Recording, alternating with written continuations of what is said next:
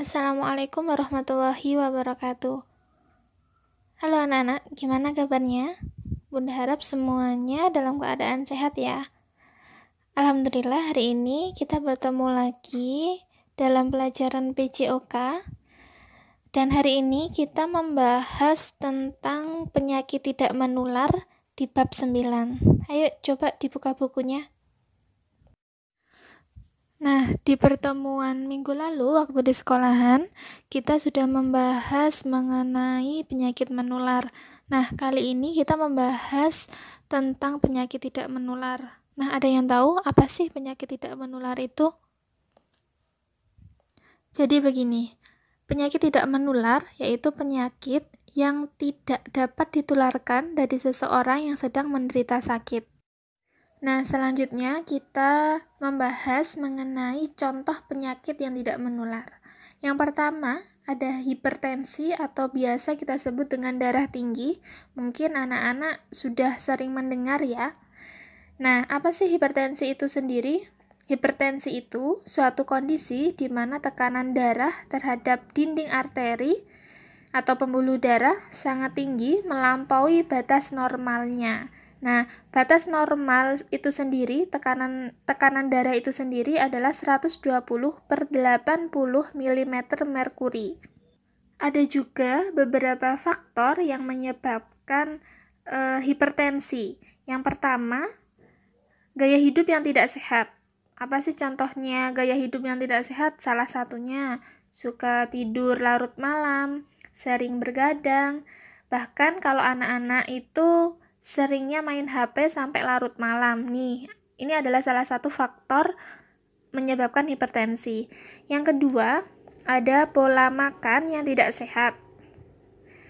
Pola makan yang tidak sehat, salah satu contohnya sering mengkonsumsi makanan junk food atau makanan cepat saji, lalu sering minum minuman yang bersoda.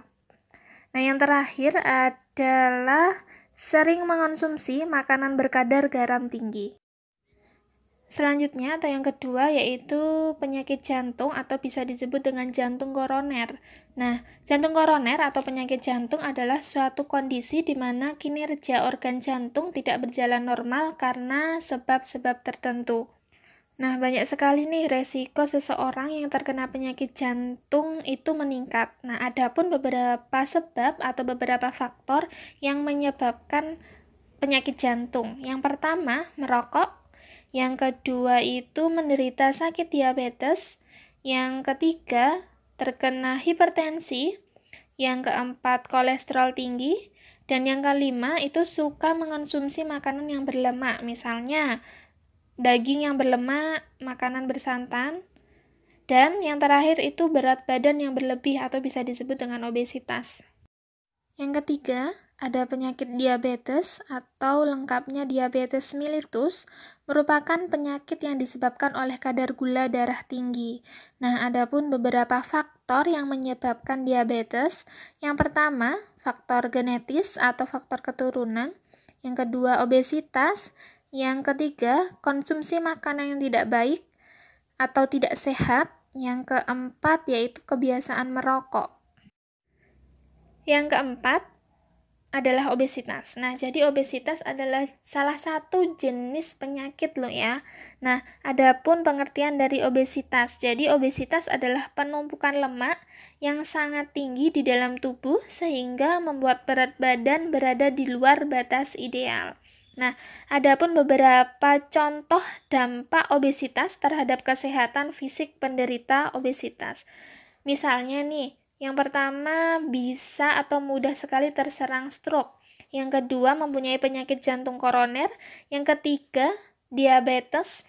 Yang keempat kanker usus. Bahkan dampak terparahnya adalah dapat menyebabkan kematian. Adapun beberapa penyebab atau faktor yang dapat dialami oleh penderita obesitas. Yang pertama yaitu faktor genetik. Faktor genetik adalah faktor keturunan. Nah, faktor ini merupakan faktor yang umumnya memicu obesitas. Yang kedua, banyak makan junk food. Jadi junk food itu adalah jenis makanan yang tinggi kandungan gula, lemak, garam, dan minyak. Yang ketiga, konsumsi obat-obatan tertentu. Yang keempat itu ada stres. Yang kelima, malas bergerak atau bisa disebut dengan jarang berolahraga.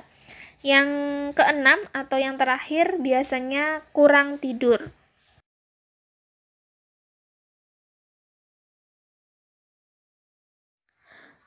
Nah, itu tadi penjelasan dari Bunda mengenai penyakit tidak menular.